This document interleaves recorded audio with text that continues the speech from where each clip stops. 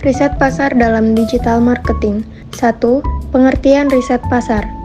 Riset pasar adalah proses sistematis untuk mengumpulkan, menganalisis, dan menginterpretasikan data yang relevan untuk suatu masalah bisnis atau peluang pasar, termasuk perilaku, preferensi, dan kebutuhan konsumen. Tujuan utama dari riset pasar adalah untuk memberikan informasi yang diperlukan bagi perusahaan dalam merumuskan strategi bisnis yang lebih efektif dan efisien. 2. Pentingnya riset pasar dalam digital marketing. Sebagai pemasar di era digital, penting untuk memahami bahwa riset pasar adalah fondasi utama dalam merancang strategi pemasaran yang efektif dan efisien. Ada 4 poin yang akan kita bahas. Pertama, memahami target audiens secara mendalam.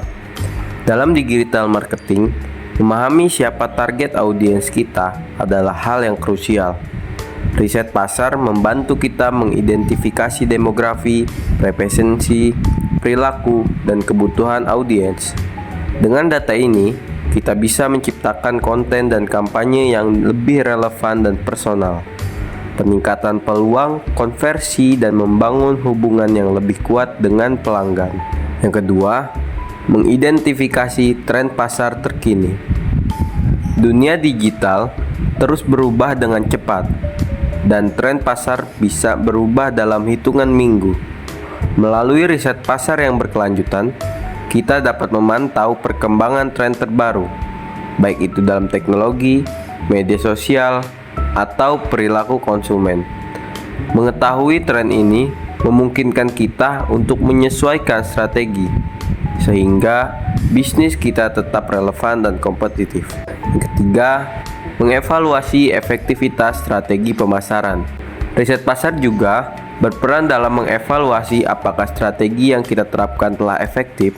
Dengan data riset yang kita miliki, kita dapat mengukur hasil dari kampanye digital kita, seperti tingkat klik, konversi, atau pretensi pelanggan. Jika hasilnya belum sesuai harapan, kita bisa melakukan penyesuaian untuk meningkatkan performa di masa mendatang. 4. Mengambil keputusan bisnis yang lebih baik. Langkah terakhir, riset pasar membantu kita dalam pengambilan keputusan bisnis yang lebih tepat. Dengan data yang akurat dan informasi yang mendalam, kita bisa membuat keputusan yang didasarkan pada analisis yang kuat, bukan asumsi semata. Ini tidak hanya mengurangi resiko kegagalan, tapi juga membuka peluang untuk inovasi dan pertumbuhan bisnis. Baik, di sini saya akan menjelaskan mengenai jenis-jenis riset pasar. Jenis-jenis riset pasar ini dibagi menjadi 2. Yang pertama, itu ada riset kuantitatif, yang kedua, itu ada riset kualitatif. Nah, riset kuantitatif ini apa sih? Riset kuantitatif adalah upaya sistematis untuk mengumpulkan, menganalisis, dan menginterpretasikan data numerik yang berkaitan dengan pemasaran digital. Ada 4 contoh penerapan riset kuantitatif dalam digital marketing. Yang pertama, itu ada analisis kampanye digital, yaitu mengukur matriks seperti jumlah klik, tingkat konversi, biaya per akuisisi pelanggan, dan lain-lain. Yang kedua, itu ada riset perilaku konsumen online, yaitu mengumpulkan dan menganalisis data demografis, psikografis, dan perilaku penggunaan internet. Yang ketiga, itu ada optimisasi situs web dan aplikasi, yaitu menguji dan mengukur performa berbagai elemen situs web atau aplikasi, yaitu menganalisis data kuantitatif untuk meningkatkan pengalaman pengguna dan konversi. Yang keempat dan terakhir ini adalah analisis tren dan pergeseran pasar digital, yaitu mengumpulkan dan menganalisis data industri seperti pangsa pasar, pertumbuhan, dan perubahan preferensi konsumen, menggunakan model statistik untuk memprediksi tren dan pergeseran di digital marketing. Yang kedua, itu ada riset kualitatif. Apa sih bedanya? Riset kualitatif ini adalah pendekatan penelitian yang berfokus pada memahami fenomena, perilaku, dan pengalaman konsumen secara mendalam dengan menggunakan metode non-numerik. Ada 5 contoh penerapan riset kualitatif. Yang pertama itu dengan studi etnografi digital, yaitu mengamati dan mempelajari perilaku interaksi dan budaya konsumen di lingkungan digital menggunakan metode observasi, wawancara, analisis konten untuk memahami motivasi, preferensi, dan pola konsumsi digital. Yang kedua, itu ada konten media sosial untuk mengkaji, menginterpretasikan konten yang dibagikan oleh konsumen di media sosial, memahami sentimen topik, diskusi, dan tren yang muncul di komunitas online. Lalu yang ketiga itu ada wawancara mendalam dengan konsumen, melakukan wawancara kuantitatif dengan konsumen untuk menggali pengalaman, persepsi, dan kebutuhan mereka secara rinci, menggunakan teknik wawancara semi terstruktur untuk memperoleh pemahaman yang lebih kaya. Yang keempat, itu ada studi kasus konsumen, mengeksplorisasi secara mendalam pengalaman individu atau kelompok konsumen tertentu menggunakan metode observasi, wawancara, dan analisis dokumen untuk memahami konteks dan dinamika konsumen. Yang kelima dan terakhir itu ada kelompok fokus atau fokus group, yaitu mengumpulkan dan mendiskusikan pendapat, sikap, dan preferensi konsumen dalam suatu kelompok terbatas, menggunakan interaksi kelompok untuk memperoleh wawasan yang lebih kaya tentang perilaku konsumen digital. Tahapan riset pasar. Dalam tahapan riset pasar, ini merupakan proses sistematis untuk mengumpulkan, menganalisis, dan menyajikan informasi guna membantu pengambilan keputusan dalam bisnis. Sekiranya terdapat 6 tahapan penting. Yang pertama, perumusan masalah.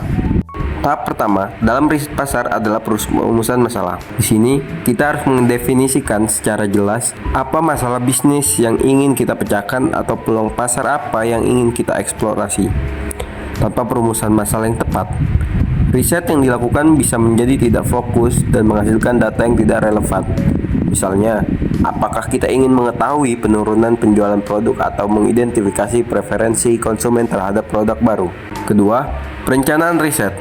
Setelah masalah terdefinisi, langkah berikutnya adalah perencanaan riset. Pada tahap ini, kita harus menetapkan tujuan riset, memilih metodologi yang sesuai, dan merencanakan sumber daya yang diperlukan, termasuk anggaran dan waktu.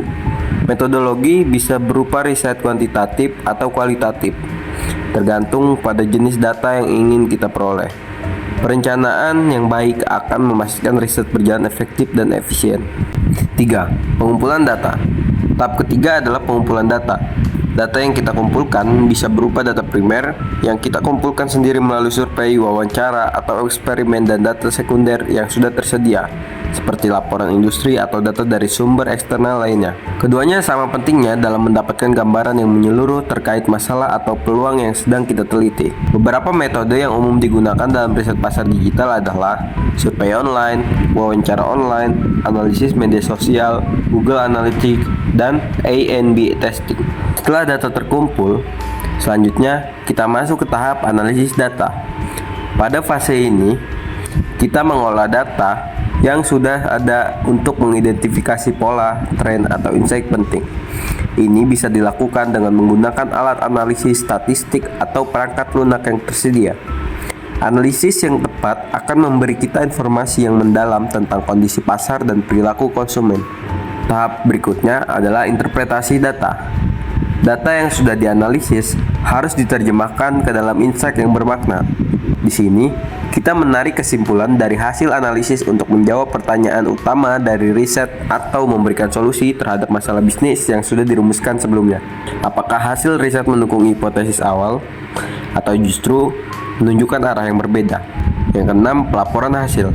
Tahapan terakhir, semua temuan dan kesimpulan dari riset harus disajikan dalam laporan yang mudah dipahami. Dalam pelaporan hasil, laporan ini akan menjadi dasar bagi pengambilan keputusan oleh pihak manajemen atau tim yang akan menggunakan hasil riset tersebut. Laporan biasanya mencakup rangkuman, metodologi, temuan utama, dan rekomendasi yang berdasarkan pada hasil riset. 5. Aplikasi riset pasar dalam digital marketing. Pertama, mengenal target audiens, demokrasi psikografik perilaku. Kedua, menganalisis kompetitor, kekuatan, kelemahan, peluang, ancaman. Ketiga, mengevaluasi kinerja kampanye, ROI, engagement, konversi. Selanjutnya, mengembangkan strategi baru, produk baru, fitur baru, saluran distribusi baru. Selanjutnya, study case atau studi kasus. Kelompok kami telah menyiapkan 2 contoh studi kasus. Yang pertama ada dari Tokopedia dan Shopee, dan yang kedua dari Gojek dan Grab. Tokopedia dan Shopee. Tantangannya yaitu persaingan di e-commerce Indonesia ini sangat ketat. Jadinya Tokopedia dan Shopee perlu terus berinovasi untuk menarik dan mempertahankan pelanggan. Kemudian, riset yang dilakukannya yaitu dengan cara survei online, analisis data transaksi, dan tracking perilaku pengguna di platform. Untuk hasilnya, kedua platform berhasil mengembangkan fitur-fitur yang relevan dengan kebutuhan konsumen Indonesia, seperti cicilan tanpa kartu kredit, gratis ongkir, dan layanan live chat. Yang kedua, Gojek dan Grab. Tantangannya yaitu pasar transportasi online di Indonesia sangat kompetitif.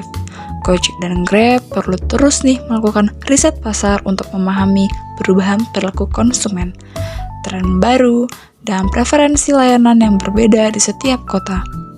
Riset yang dilakukan mereka yaitu survei online, wawancara mendalam dengan pengguna, analisis data sosial media, dan testing untuk fitur-fitur baru.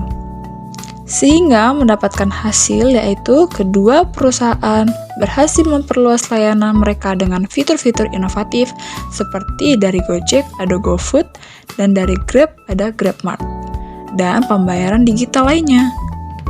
Mereka juga mampu menyesuaikan strategi pemasaran untuk setiap wilayah. Jadi kesimpulannya, riset pasar adalah fondasi yang kuat untuk membangun strategi digital marketing yang efektif. Dengan melakukan riset pasar secara teratur, bisnis dapat lebih adaptif terhadap perubahan pasar dan mencapai tujuan bisnisnya. Sekian presentasi dari kelompok kami. Kami ucapkan terima kasih.